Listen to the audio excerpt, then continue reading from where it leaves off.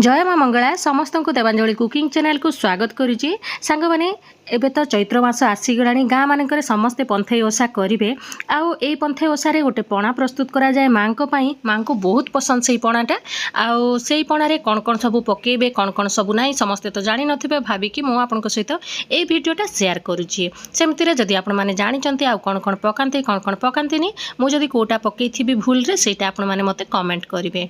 देखो केते सुंदर देखा जाउछि ना माँ को पणाटा बहुत भल लगी था आउ प्रस्तुत करने प्रणाली बहुत इजी। चलो ताहले स्टार्ट करवा जय माँ मंगला कहीकि प्रथम आम गोटे जगार नहीं जावा कदली सेमती बहुत प्रकार फ्रुट्स ए पूजा करा जाए आउ किछटा पूजा करा जाए भी आम कदली को प्रथम छोट छोट कर काटिकी या आग मैश करनवा भल से मिक्स हेले कदलीटा पणारे बहुत बढ़िया टेक्सचर आसी थाए से कदली को एभलिया नहीं आ कदलीर परिमाण टी अधिका ही रखि थे पणाटा बहुत भल लगे देखिए। तापर कदली टिके भल से मेल्ट हो आसिले आम या ऊपर देदबा गुड़ जेकोसी पूजा पाठ में आम गुड़ ही यूज करवा चीनी जमार यूज करवानी। आजिकल गुड़ को बहुत जन पसंद करूना निज पार्टीर स्वाद समस्ते चीनी को प्रिफर करुँच किंतु चीनीटा आमर पूजा पाठ में लगे ना चीनी जगह जदि आप गुड़ ना आपण पाखे ताहले मिश्री यूज करेंगे किसी असुविधा ना किंतु चीनी देवेनि गुड़टा ही पकेबे गुड़ भी देहपाई बहुत भल। तापर आम या ऊपर देदबा 2 ରୁ 3 चामच खंडे दही सेमती बेसी दही देदेले खटा हो जाए आउ दही बेसी देवेनि। तापर आम ए कोरा नड़िया देदबा नड़िया जमती माँ को बहुत पसंद आपण मैंने समस्ते जानी थे। तापर टिके छेना देदबा छेना पूरा ठंडा रही था खरा दिन पेट पाई भी बहुत भल। माँ को ओषा कले तो आपण मैंने किसी खाऊ नथिबे से एभलिया गोटे ग्लास पणा पीदेले आपण दिन सारा आउ जमारू भोक हेनी माँ को मत बहुत पसंद।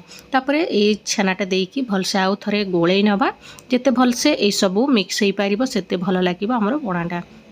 तापर आम या ऊपर देदबा अदा टिके छेचिकी 1 इंच अदा को छेचिकी आपड़ देदेवे। तापर गोलमरीच गुंड 1 चामच खंडे देदबा जिते अधिका देले फ्लेवरटा से भल लगी था टिके राग राग टेस्ट आसी था ना से भल लगी था।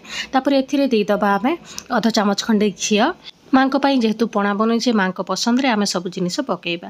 तापर एथिरे गोटे बड़ ग्लास कंचा क्षीर देदबा जमार सीझा क्षीर देवेनि कंचा क्षीर ही देवे। पूजा पाठ मानक सेमती कंचा क्षीर ही लगी थाए से आप कंचा क्षीर देवे। आउ कंचा क्षीर जदि मिलूनी आपण पाखे ताहले आप पकेट वाला क्षीर भी आणिकी दे पारे किसी असुविधा नहीं। तापर भलसे सब को गोलई नवा क्षीर आप निज माने केते बहला करने चाहूँगी केते माने पतला करने चाहूँगी से हिसाब से देवे। तापर आम या ऊपर किसी फ्रुट्स ऐड करवा जमीती कि मुझे डालिम नहीं आउ सेव को छोट छोट कर काटी नहीं टिके अंगूर नहीं जाइए आपण पाखे जो जो फ्रुट्स अच्छी ताहा पकेबे फ्रुट्स न पकेले भी किसी असुविधा ना यही जी मुझे पकई से जदि आपको जोटा मिलूँ पकेबे जोटा मिलूनी सेटा को स्किप भी करेंगे किसी असुविधा ना। सेमती माँ तो जानी थे एका किंतु यही भोगरे सांग मैंने गोटे बड़ पूरा आउ बहुत इम्पोर्टाट जिनिस मत से मिलानी चाହାର आउ केंदु सेमती माँ को बही भी लिखाई आ माँ को बहुत पसंद चाହାର आउ केंदु किंतु मत मिलानी जदि आपको मिलूँ निहाती ए पकेबे सेटा दुईटा पूरा इम्पोर्टाट जिनिस निहाती सेटा जदि मिलूँ ताहले पकेबे। देखो आमर पणाटा पूरा प्रस्तुत हो गला लास्ट को आउ टिके गार्निशिंग करदबा टिके सेव आउ डालिंब देकी आउ देदबा एथिरे गोटे बेलपत्र पकईदेवे आउ बेलपत्र देकी ही माँ को भोग लगे। माँ को बेलपत्र बहुत पसंद आशा करुच्छे ये रेसिपी आपण मैंने पसंद करेंगे। Thank you for watching.